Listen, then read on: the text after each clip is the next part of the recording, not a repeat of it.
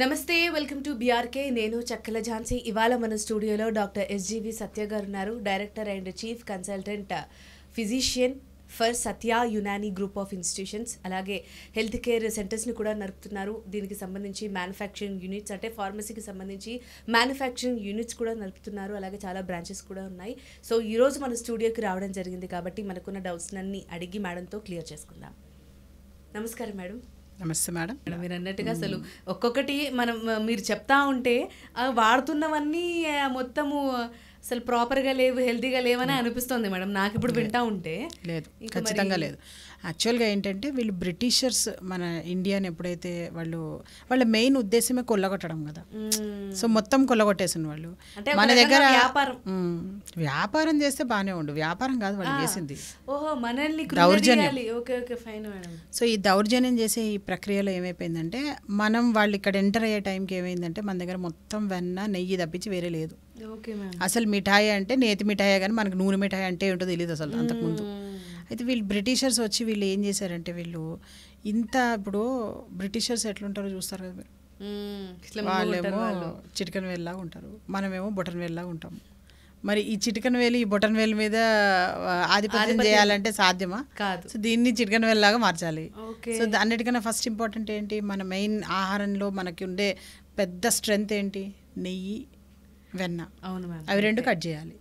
So వాటి రెండింటిని cut చేసి ఏం చేశారంటే డాల్డా పెట్టి తీసుకొచ్చారు అన్నమాట వాళ్ళు. ఎన్నో ఏళ్ళు మన ఇండియా డాల్డా తిని మన ఆరోగ్యాలు పాడు చేసుకుని కొంచెం వేసి డాల్డా ఎక్కువ వేసి చేస్తూ ఉంటారు, ఏదో స్మెల్ రావాలని చెప్పేసి. అసలు డాల్డా అన్నది వాడకూడదు. మనల్ని బ్రేక్ చేయడానికి ఇవన్నీ తీసుకొచ్చారు, టీలు, కాఫీలు, డాల్డాలు, ఇవన్నీ కూడాను. యాక్చువల్గా అంతకుముందు అసలు టీ, కాఫీ కూడా ఏంటో తెలియదు మనకి. కషాయాలు తాగేవాళ్ళం ఆ రోజుల్లో. అసలు పాలు శుభ్రంగా ఆవు పాలను కూడా మాన్పించి మనతో బర్రెపాలు తాగిస్తున్నారు. అది కూడా డేంజరే. దానివల్లే బర్రెపాలు తాగారంటే చాలు, be prepared for all diseases. Okay madam. అది అసలు మనకు సూట్ కాని పాలు. Right madam. పాలు అంటే గుర్తుకొచ్చింది, ఈ పాలు తాగు కూడా ఎర్లీ ఏజ్లో లైక్ ఫీమేల్స్కి మెనోపాజ్ రావడం కానీ, లేకపోతే వాళ్ళు త్వరగా మెచ్యూర్ అవ్వడం కానీ, ఇలాంటి కేసెస్ కూడా వస్తూ ఉన్నాయి మేడం. పాలు తాగడం అని కాదు, అడల్టరేటెడ్ మిల్క్ తాగడం. అడల్టరేటెడ్ అంటే అది మళ్ళీ డోంట్ గెట్ కన్ఫ్యూజ్డ్. ఇప్పుడు ఆవు పాలు తాగితే ఏం కాదు. ఓకే. అడల్టరేటెడ్ మీరు బర్రెపాలు తాగుతున్నందువల్ల వస్తున్నాయి, అంతేగాని ఆవు పాల వల్ల కాదు. బర్రెపాల వల్ల. బర్రెపాలు అది కూడా అడల్టరేటెడ్, వాళ్ళు ఇంజెక్షన్స్ ఇచ్చి. ఇప్పుడు ఆవు పాలు, మీరు దేశీ ఆవు పాలు ఏవైతే ఉన్నాయో మన దగ్గర, అది ఒక రోజుకి కేవలం 2 లీటర్లే ఇస్తుంది. కొన్ని మంచి ఆవులు ఏవైతే ఉంటాయో అవి పొద్దున్న 2 లీటర్లు, సాయంత్రం 2 లీటర్లు ఇస్తాయి. ఈ బర్రె పాలు అయితే కనుక రోజుకి 20 లీటర్లు ఇస్తుంది. మరి ఇప్పుడు 2 లీటర్లు ఇచ్చే జంతువు 20 లీటర్లు ఇస్తుందంటే కనుక దాన్ని మీరు ఎట్లా దాన్ని అడల్టరేటెడ్ చేసేసినట్టు లెక్క. కరెక్టే మేడం కదా. అందుకని అలాంటి పాలు కాకుండా దేశీ ఆవు పాలు కనుక మీరు ఎక్కువగా ప్రోత్సహిస్తే కనుక ఆటోమేటిక్గా పెరుగుతాయి వాటిని. ఇప్పుడు అందరు తాగడం మొదలెట్టారనుకోండి, డిమాండ్ పెరుగుతుంది కదా, దాని ప్రొడక్షన్ పెరుగుతుంది కదా, అందరు దాన్ని జాగ్రత్తగా చూసుకోవడం చేయడం మొదలెడతారు. Right madam. ఈ టాపిక్ అసలు వెళ్తా ఉంటే ఒక్కొక్క చిట్టా బయటపడుతున్నట్టుగా ఉంది. ఇప్పుడు ఒక ఎగ్జాంపుల్ చెప్పాలి అంటే నాకు చాలా ముచ్చట అనిపిస్తుంటుంది. ఎప్పుడు ఈ మన గేటెడ్ కమ్యూనిటీస్ ఉంటాయి చూసారా, ఈ మధ్య గేటెడ్ కమ్యూనిటీస్ వాళ్ళు ఏం చేస్తున్నారంటే, ఎలా అయితే స్విమ్మింగ్ పూల్ మెయింటైన్ చేస్తున్నారు, ఎలా అయితే ఈ ఏమంటారు క్లబ్స్ ఉంటాయి కదా, క్లబ్స్ మెయింటైన్ చేస్తున్నారు, swimming pool, club, children's park, తర్వాత ఏదో థియేటర్స్ అని, అంటే దానిలోనే అన్ని ఇలా అన్ని మెయింటైన్ చేస్తున్నారు కదా. వాటితో పాటు వాళ్ళు గోశాలలు కూడా మెయింటైన్ చేస్తున్నారు. ఏ ఇంటి వాళ్ళకి సంబంధించిన ఆవు.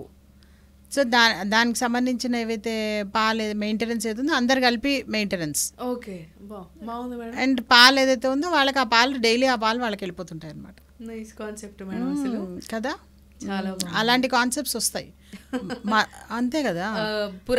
పురాణాలు ఇన్ ది సెన్స్ పాతవన్నీ ఇప్పుడు కొత్తగా ట్రెండ్ అవుతూనే ఉన్నాయి, మెల్లమెల్లగా అవి కూడా వచ్చాయి. మేడం పాత కొత్త ఏం లేదు, మీ బాడీలో అదే కిడ్నీ, అదే లివరు, అదే బ్రెయిన్, అదే హార్ట్, అదే బాడీ ఉంది. మీరు అనుకుంటారు ఏదో కొత్త వచ్చిందని, ఏం లేదు. అంతా మీ బాడీ అంటేనే ఓల్డ్ ఫ్యాక్టరీ. ఓకే కొత్తగా దానిలో మెషినరీ ఏం రాలే. Okay ma'am. మీ అమ్మమ్మ గారికి ఏ హార్ట్ ఉందో, మీ అమ్మమ్మ గారికి ఏ లివర్ ఉందో మీకు కూడా అదే ఉంది. అయితే పద్ధతిలో మార్పులు మీరు మార్చుకున్నందుకు మీకు రోగాలు వస్తాయి అంతే. Okay ma'am. మీరు ఎప్పుడైతే పద్ధతి మారుస్తారో డెఫినెట్గా you should be prepared. Okay ma'am. ఇప్పుడు మీ ఇంట్లో మీ పిల్లలే, మీ ఇంట్లో వాళ్ళే ఒక గంట సేపు లేట్ వచ్చారనుకోండి ఇంటికి, వెంటనే క్వశ్చన్ చేస్తారా? అవును. రాత్రంతా రాలేదనుకోండి, విల్ యూ యాక్సెప్ట్? నో. ఒకసారి చెప్తారు వినలేదు, 2 సార్లు చెప్తారు వినలేదు, 3ఓసారి ఏం చేస్తారు? సీరియస్ యాక్షన్ తీసుకుంటాం. అది దండం దర్శకుడం అవైతే అంటారు, అవునా కదా? మరి జస్ట్ మీ ఇంట్లో ఉన్న పిల్లలు మీకు వ్యతిరేకంగా వెళ్తేనే అంత సీరియస్ యాక్షన్ ఉంటే, మరి నేచర్కి వ్యతిరేకంగా వెళ్తున్న మనందరి మీద యాక్షన్ ఉండదా? పైవాడిది డెఫినెట్గా ఉంటుంది, దానిలో డౌటే లేదు ఆ విషయంలో. సో రాత్రి 8:30కి ఖచ్చితంగా పడుకోవాలంతే. ఓకే. ఎవరైతే రాత్రి 8:30కి పడుకుంటారో ఉదయం 3 నుంచి 5 లోపల మెలకు వస్తుంది వాళ్ళకి. ఎవరైతే ఈ టైం టేబుల్ మెయింటైన్ చేయరో, రాత్రి 8:30కి పడుకొని పొద్దున్నే 8:30 to 3 పడుకోరో, డెఫినెట్గా వాళ్ళకి లివర్ మీద డ్యామేజ్ అవుతూ ఉంటుంది వాళ్ళకి. ఎందుకంటే that is the time for detoxification according to Unani medicine. Okay madam. Okay. అంటే మేడం ఇప్పుడు మీరు ఇంతకుముందు చెప్పినట్టుగా యునాని మెడిసిన్ వాడుతున్నప్పుడు ఈ టైమింగ్స్ కూడా ఖచ్చితంగా మెయింటైన్ చేయాలా మ్యామ్? నువ్వు అలా అని కాదు, ఇప్పుడు ఒక ఎగ్జాంపుల్ చెప్తాను. 8:30 to 3 ఖచ్చితంగా మేము ఓవరాల్గా అందరికీ చెప్పే జనరల్ ఇది. ఓకే మేడం, ఒక ఆర్మీ పర్సన్ ఉన్నాడు, బయట జవాన్ సరిహద్దుల్లో చూస్తున్నాడు, నాది 8:30 నా టైం అయిపోయింది నేను పడుకుంటాను, కుదురుతుందా? లేదు, కుదరదు, అవునా కదా? రైట్. ఇప్పుడు సమ్ టైమ్స్ ఏంటి ఎమర్జెన్సీస్, ఏదో సమ్ న్యూస్ మీకు నైట్ ఏ ప్రమాదమో జరుగుతుంది, మీ జర్నలిస్టులు అందరూ అక్కడికి ఆన్ ద స్పాట్ వెళ్ళాలి కదా? వెళ్ళాల్సిందే. లేదు నేను రేపు పొద్దున వెళ్ళి 3 తర్వాత నేను వచ్చి కవరేజ్ చేస్తాను అంటే అక్కడ ఉంటుందా? ఉండదు, ఏమీ ఉండదు. సో ఇలా మనకి ఏంటంటే అది కూడా దానికి ఒక టైం ఉంది. అందుకే చూడండి, ఆర్మీ పీపుల్ ఎవరు కూడాను 45 ఏళ్ల తర్వాత ఎవరిని పెట్టుకోరు అక్కడ, 35 కల్లా పంపించేస్తుంటారు ఇంటికి. ఎందుకు అంటే అప్పటి వరకు యంగ్ సెల్స్ ఉంటాయి. Okay ma'am. So Unani medicine ప్రకారం 45 వరకు యూత్. ఓకే. సో మా దగ్గర ఏజ్ అంటే 85 తర్వాతనే ఏజ్. సో మా దగ్గర ఉన్న పేషెంట్స్ అందరు కూడా 85 ఏళ్ళ వరకు వాళ్ళతో పనులు చేస్తూనే ఉంటాం మేము. ఏదో ఒక జాబ్ చేయాల్సిందే అంటాం మేము ఖచ్చితంగా. ఎంతమంది అయితే ఇప్పుడు ప్రైవేట్ జాబ్స్లో కానీ గవర్నమెంట్ జాబ్స్లో కానీ ఎవరైతే ఉంటారో వాళ్ళు ఎలా ఆలోచిస్తుంటారంటే, అయిపోయింది నేను రిటైర్మెంట్ అయిపోయింది. అరే బాబా, మీకు రిటైర్మెంట్ ఇవ్వకపోతే కనుక మరి నెక్స్ట్ యంగ్ జనరేషన్స్కి ఇక జాబ్లే వద్దా? ఏదో ఒక టైంకి వాళ్ళని పంపించాలి కదా ఇంటికి, పంపిస్తేనే కదా నెక్స్ట్ జనరేషన్స్ వచ్చేది. అందుకని ఇంటికి పంపిస్తున్నారు కానీ, అంతేగాని పనులు అనేసి ఇంట్లో కూర్చోమని కాదు. 85 ఏళ్ల వరకు మనిషి పని చేయడానికి ప్రయత్నిస్తూనే ఉండాలి. అలా ఆరోగ్యంగా ప్రయత్నిస్తూ ఉండాలి అంటే కనుక యునాని మెడిసిన్ లాంటివి కనుక తీసుకున్నట్టయితే కనుక హర్బల్ ప్రిపరేషన్స్ కాబట్టి, న్యాచురల్ ప్రోడక్ట్స్ కాబట్టి, no side effects and no adverse reactions. Okay ma'am. So న్యాచురల్గా లాంగ్ లైఫ్ ఉంటుంది. Okay ma'am. ఈ యునాని మెడిసిన్కి సంబంధించి దీనికి సంబంధించి లాస్ట్ క్వశ్చన్ మ్యామ్, ఇది ఏజ్ వాళ్ళైనా వాడొచ్చా మ్యామ్? పిల్లలతో నుంచి పెద్దల వరకు అందరికీ ఉంటుంది అది, వీళ్ళకి వాళ్ళకైనా తేడా ఏం లేదు. 6 months లోపల అయితే కనుక వాళ్ళకి ఎక్స్టర్నల్ థెరపీస్ ఉంటాయి, దాన్ని రెజిమినల్ థెరపీస్ అంటారు. ఓకే. 6 months దాటిన తర్వాత ఏమవుతుందంటే వాళ్ళకి మదర్ మిల్క్తో పాటు ఫుడ్ స్టార్ట్ చేస్తారు కాబట్టి ఇంటర్నల్ మెడికేషన్ కూడా స్టార్ట్ చేయొచ్చు 6 months తర్వాత. అంటే మామూలు అడల్ట్ డోస్ ఏమి ఉండదు, అడల్ట్ వాళ్ళకి వేరే ఉంటుంది, వీళ్ళకి వేరే ఉంటుంది. అక్కడి నుంచి మొదలుకొని స్పృహ తప్పిపోయి పడిపోయిన వాళ్ళకు కూడా 85 ఏళ్ళ తర్వాత యూజువల్గా ఏంటంటే, ఇప్పుడు మనదే ప్రాక్టీస్ ఏదైతే ఉందో సత్య యునాని హెల్త్ కేర్ అనేది 2004లో స్టార్ట్ చేసాం మేము. ఓకే. సో 2004 నుంచి నడుస్తూనే ఉంది అది. ఓకే. సో ఈ ఫస్ట్ స్టార్టింగ్లో ఎవరైతే పేషెంట్స్ మా దగ్గరకు వచ్చారో వాళ్ళందరూ ఇప్పుడు 85 పైన 90 ఏళ్ళ పైన ఉన్నారు వాళ్ళు. ఓకే. వాళ్ళని ఇప్పుడు 85 తర్వాత మీరు ఎమర్జెన్సీ ఇప్పుడు సైడ్ ఎఫెక్ట్స్ వస్తే ఎంత, రాకపోతే ఎంత 85 ఏళ్ళ తర్వాత, అందుకని వెళ్ళి మీరు ఇంగ్లీష్ మెడిసిన్ తీసుకోండి అని చెప్తూనే ఉంటాం వాళ్ళకి మేము. కానీ ఎవ్వరు కూడా యాక్సెప్ట్ చేయరు. మేడం 20 ఏళ్ళ నుంచి నేను యునాని మెడిసిన్ వాడుతున్నాను, నేను ఆఖరి క్షణం వరకు కూడా నేను యునాని మెడిసిన్ వాడుతాను, I should die in my house not in ICU అంటుంటారు. సో దానివల్ల సైడ్ ఎఫెక్ట్ వాళ్ళకి మేము ఏం చేస్తుంటామంటే, జోషాంతాలు ఏవైతే డికాక్షన్స్ ఉన్నాయో కొంతమంది స్పృహలో లేని వాళ్ళకి కూడా మేము త్రూ నేజల్ పైప్ ద్వారా డికాక్షన్సే పోస్తుంటాం. ఓకే. ఓకే. ఫుడ్ ఏదైతే ఇస్తుంటామో అది, దాని ద్వారానే మెడిసిన్ ఇస్తుంటాం. ఓకే. అన్ని రకరకాలు అన్ని ఏవైతే ఉన్నాయో అన్ని ప్రక్రియలు. Okay ma'am. బయట మామూలుగా ప్రైవేట్గా ఉండే ఛార్జెస్ కానీ అమౌంట్ దానికి సంబంధించి అలాగే దీనికి కూడా అంతే అమౌంట్ అలా కాస్ట్ అలా ఉంటుందా మ్యామ్? లేదు మేడం, అది డిఫరెంట్గా ఉంటుంది, ఒక్కొక్కరికి ఒక్కొక్కలా ఉంటుంది. కానీ అఫోర్డబుల్లా మేడం? ఒక మిడిల్ క్లాస్ వ్యక్తి రావచ్చు అంటారా వాళ్ళకి? మిడిల్ క్లాస్ వ్యక్తి రావచ్చు, కానీ దౌర్భాగ్యం ఏంటంటే పూర్ పర్సన్స్ మెయింటైన్ చేయడం కొంచెం కష్టమే యునాని వైద్యం. ఎందుకు అంటే అడవులు ఎక్కడ ఉన్నాయి మేడం?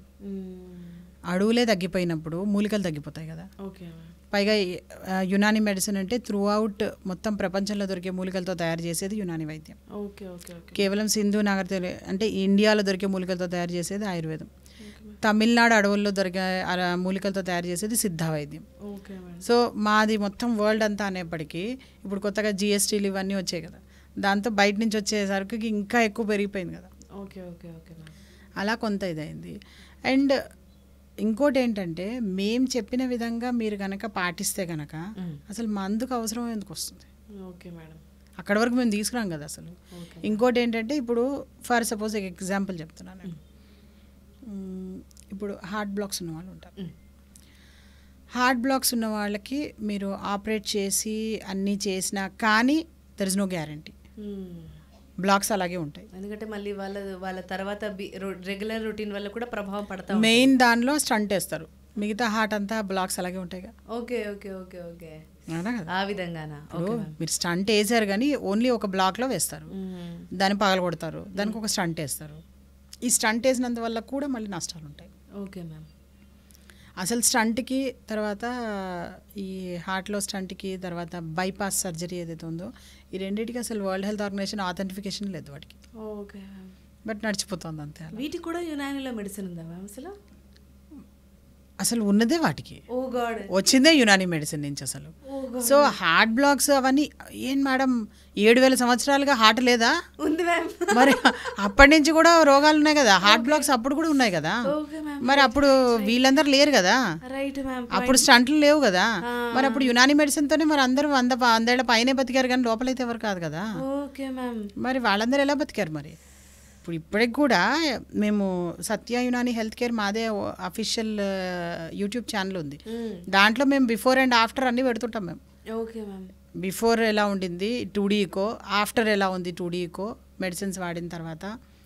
కాకపోతే ఏంటంటే ఎమర్జెన్సీ ఏదైతే 1% 2% ఛాన్సెస్ ఉంటాయి చూసారా, వాళ్ళకి మాత్రము it's better to go for that. అంటే లాస్ట్ మూమెంట్లో వచ్చిన వాళ్ళు మేము ఏం చేస్తాం మేడం? కరెక్టే మేడం, కరెక్ట్. ఇప్పుడు ముందే వస్తే కనుక మేము వాళ్ళకి హెల్ప్ చేయగలుగుతాం. Okay ma'am. అందుకే యూజువల్గా ఏం చేస్తుంటామంటే మేము ఏ డయాబెటీస్ కానీ హైపర్ టెన్షన్ కానీ ఇవేవి లేవంటే కనుక 5 ఏళ్ళకి ఒకసారి ఖచ్చితంగా మా దగ్గరకు వచ్చి చూపించుకోండి అంటుంటాం మేము. 60 years లోపల, 60 ఏళ్ళు దాటిన తర్వాత ఇయర్లీ వన్స్. సో ఇలా వచ్చి మమ్మల్ని కలిసి వాళ్ళు ఎప్పుడైతే ఇన్వెస్టిగేషన్స్ చేయించుకుంటారో, యాక్చువల్గా first blood test first urine test చేసింది యునాని మెడిసిన్లోనే. సో ఇలా మా దగ్గరకు వచ్చి ఎవరైతే ఇన్వెస్టిగేషన్స్ చేయించుకుంటారో వాళ్ళకి 5 ఏళ్ల లోపల ఏమొస్తాయి అన్నది డిసీజెస్ కొంత మాకు అవగాహన ఉంటుంది. పల్స్ స్టడీలో కూడా కొంత మేము నబ్స్ అంటాం దాన్ని, ఆ నబ్స్ చదవడంలో కూడా కొంత అవగాహన ఉంటుంది. సో ఇవన్నీ తెలుసుకుని మేము ఏం చేస్తుంటాము, వాళ్ళకి రాకుండా ముందే మెడిసిన్స్ ఇస్తుంటాం. దాన్ని అంటే ఇప్పుడు ఎలా అంటే ఇప్పుడు ఫర్ సపోజ్ ఎగ్జాంపుల్ చెప్తున్నాను, grade 1 left ventricular diastolic dysfunction అని ఒక కండిషన్ ఉంటుంది హార్ట్లో. అది గ్రేడ్ 1 ఉంటే కనుక అసలు ఇంగ్లీష్ మెడిసిన్ వాళ్ళు దాన్ని ఈజీగా తీసుకుంటారు. అది గ్రేడ్ 1 నుంచి గ్రేడ్ 2కి రావాలి, గ్రేడ్ 3కి రావాలి, మనిషికి స్పృహ తప్పి కింద పడాలి, ఐసీయూలో అడ్మిట్ అవ్వాలి, అప్పుడు కానీ స్టంట్ ఏమో అప్పటి వరకు మా దగ్గర ట్రీట్మెంట్ లేదు అంటారు వాళ్ళు. బట్ అదే యునాని మెడిసిన్లో ఏంటంటే దాన్ని రివర్సల్ చేసే మందులు బోచ్చడం ఉన్నాయి మా దగ్గర. ఇంకా చెప్పాలంటే 2nd century book, 2nd century. ఇప్పుడు ఇది ఎన్నో సెంచరీ ఐడియా ఉందిగా? 19 మేడం 2025. సో 2nd century ఏదైతే ఉందో ఆ 2nd centuryలో ఉన్న ఏదైతే బుక్ ఏదైతే చెప్పానో నేను, అల్ ఖానూన్ అని ఒక బుక్ ఉందని చెప్పాను కదా, 650 సంవత్సరాలు వాళ్ళు టెక్స్ట్ బుక్ లాగా చదివారు అన్నది. ఆ బుక్లో these are the cardiac medicines అని చెప్పి 1 2 3 4 అని ఒక 60 మెడిసిన్స్ రాసున్నాయి దానిలో. గుండెకి సంబంధించిన ఇవన్నీ మెడిసిన్స్ అని. సో ఆ మెడిసిన్స్ని కనుక మేము వాళ్ళకి ఇప్పుడు మేము రెగ్యులర్గా ఎవరికైతే ఇస్తున్నామో వాటిలోంచి 60 కాదు, దానిలోంచి కేవలం ఒక 3-4 మూలికలు దానిలో మేము డికాక్షన్ వాళ్ళకి దాగించేప్పటికే మొత్తం అన్ని కడిగిపోతూ ఉంటాయి. అంటే ఇంకా లెవెల్ 1 మెడిసిన్స్ ఇస్తున్నట్టే కదా వాళ్ళకి మేము. మరి అలా యునాని మెడిసిన్లో చాలా లెవెల్స్ ఉంటాయి. ఒక దీనిలో చెప్పాలి అంటే ఒక వన్ ఆఫ్ ద థియరీ ప్రకారం, one of the concept of Unani medicine ప్రకారం చెప్పాలంటే 16 లెవెల్స్ ఉంటాయి. ఇంతవరకు నేను 3rd లెవెల్ దాటి 4th లెవెల్కే వెళ్ళింది లేదు. దీనికే అందరికీ తగ్గిపోతున్నాయి. ఇక మరి అసలు ఆ మూలికలు ఇంకా దొరకను కూడా దొరకట్లేదు. ఆ మూలికలు దొరికి మనకు అవన్నీ కనుక మనం అందరం కలిసి ముందరికి వచ్చి కాస్త మొక్కలు పెంచుకొని అన్నీ చేస్తే కనుక ఇంకా బెటర్ ఉంటుంది. Right ma'am. అసలు ఈ యునానీ మెడిసిన్తో ఎంత పెద్ద జబ్బైనా మట్టు మాయమైపోతుంది. అండ్ సర్జరీ ఆప్షన్ అనేది ఏదో 2% వాళ్ళకి తప్పించి అని చాలా బాగా అయితే చెప్పారు మేడం. నాకు తెలిసి ఈ వీడియో చాలా మందికి ఉపయోగపడుతుంది అనుకుంటున్నాను. అండ్ ఇంత టైం కేటాయించి మా కోసం చాలా చక్కటి క్లియర్ విజన్ అయితే, ఒక క్లియర్ ఎక్స్ప్లెనేషన్ అయితే ఇచ్చారు madam. Thank you so much. Thank you.